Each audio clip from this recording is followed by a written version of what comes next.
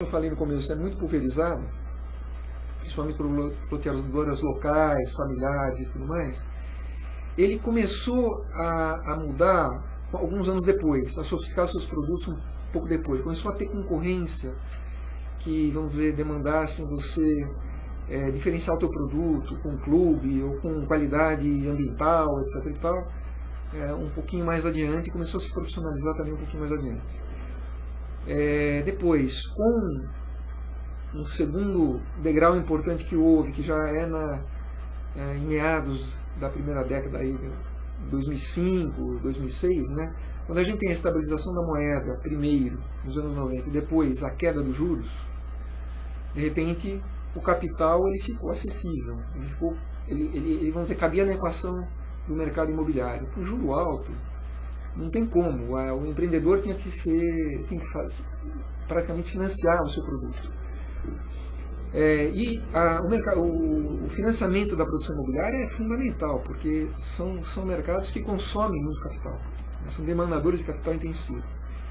Então, o que aconteceu? Em 2005 houve o primeiro IPO, em 2006 houve uma leva muito grande, foram 20 e tantos IPOs de grandes companhias incorporadoras, e isso gerou logo depois, isso terminou mais ou menos em 2007, esse mercado deu uma fechada em 2007 com o começo da crise internacional, mas começou um segundo efeito, que é essa entrada do capital financeiro no mercado, que é a consolidação que você falou de empresas comprarem empresas, haverem fusões e aquisições.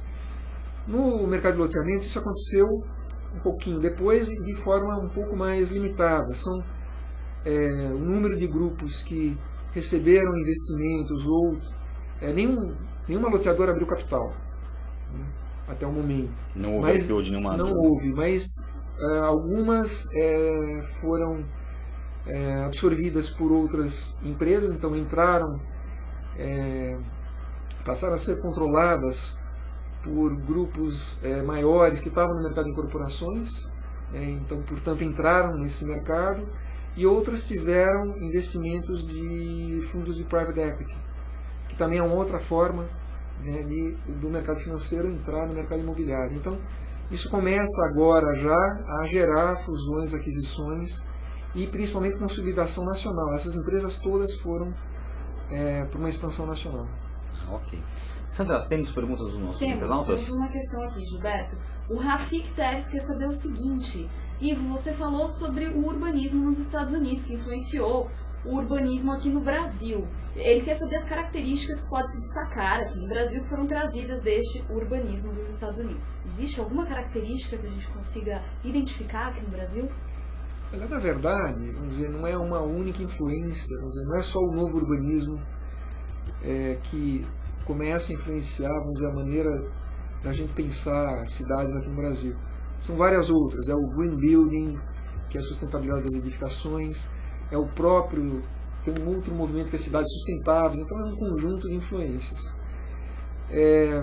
Eu acho que assim, as lições começam a ser aprendidas principalmente em projetos recentes que estão começando a surgir, né?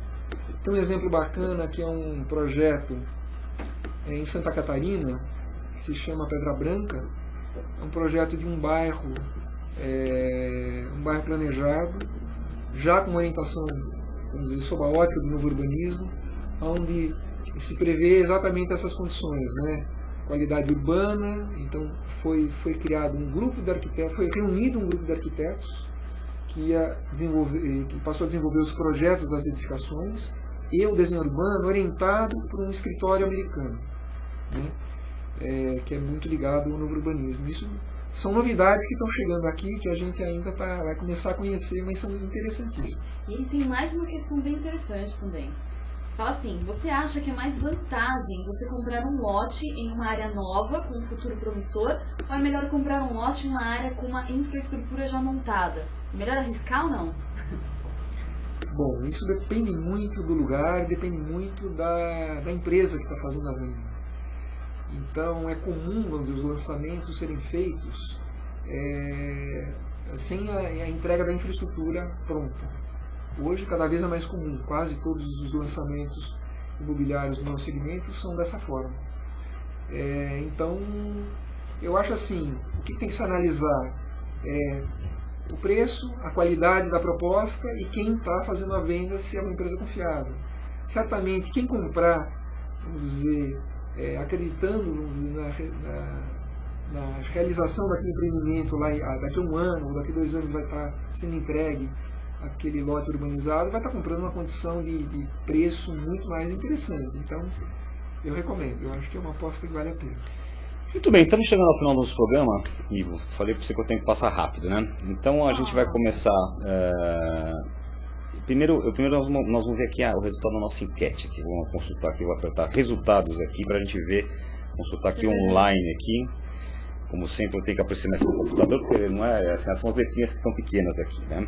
Então a gente perguntou aqui, você já foi comprador de algum loteamento?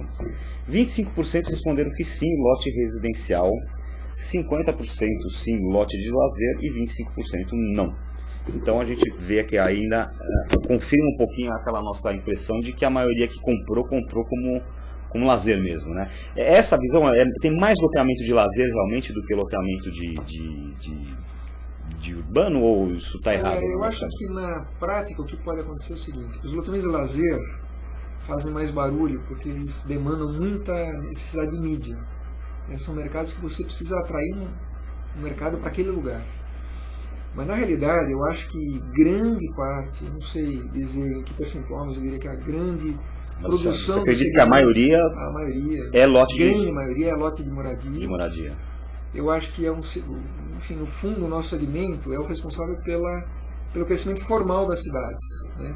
Porque nas nossas cidades, como o poder público atua muito pouco como produtor, né, de loteamentos, as cidades estão crescendo hoje ou de forma formal pelas empresas loteadoras ou informal, infelizmente ainda, em função das invasões que ainda ocorrem. Talvez também o pessoal tenha um pouco essa impressão e também, além dessa questão da mídia, né, que você fala, também porque sempre existe de uma maneira geral aquele sonho, né, da pessoa de comprar aquele lote, aquela casa de campo, aquela coisa de você ter o lugar do final de semana também. Acho que fica um pouco isso na cabeça das pessoas. Com certeza, né? Eu acho que o produto segunda moradia, né, é um produto que atende mais ao sonho de melhoria de qualidade de vida. O de primeira moradia é uma necessidade premente, né, de primeira necessidade. Então talvez isso explique um pouquinho a enquete, mas certamente, pelo menos a nossa empresa, ela está totalmente voltada para a primeira moradia. Então os empreendimentos de lazer de segunda moradia são pouquíssimos casos, são exceções. Realmente a gente encontra uma área e se apaixona por ela e fala, bom, aqui realmente vai fazer uma coisa bacana, então, mas são exceções. Tá ótimo. Ivo Sterling, muito obrigado pela sua presença aqui no Urbanville de hoje. A gente agradece a sua entrevista e os esclarecimentos todos. Com certeza todos nós que estamos aqui, que assistimos o Urbanville de hoje, saímos muito mais esclarecidos, muito mais conscientes sobre o mercado de loteamento aí. Eu que agradeço e fico aí à disposição para outras conversas. Acho o tema interessantíssimo, né? A gente sempre tem muito o que falar, ouvir, né? E saber, vamos dizer, das perguntas, né, do pessoal, né? O que os nossos clientes, ou enfim, o nosso cliente final, né, que é o cidadão, vê nesse mercado, né? Como que a gente pode interagir. E aí depois, se a Sandra tiver mais perguntas dos internautas, ela passa para o Ivo depois, com né? Com certeza, o maior prazer. Parabéns, Ivo. Quero mandar um abraço para algumas das pessoas que participaram aqui comigo, ficaram teclando comigo no chat. Rafik Teves, Neto Palma, Carla83, Reginaldo. Muito obrigada pela participação de todos vocês. E a semana que vem, mais um Urbanville. Exatamente. Aguardamos, eu e a Sandra, aguardamos você na semana que vem, terça-feira que vem, a partir das 10h10 mais ou menos. A gente está de volta aqui ao vivo no Urbanville com mais uma entrevista, mais um tema legal para você. Até lá. Com certeza.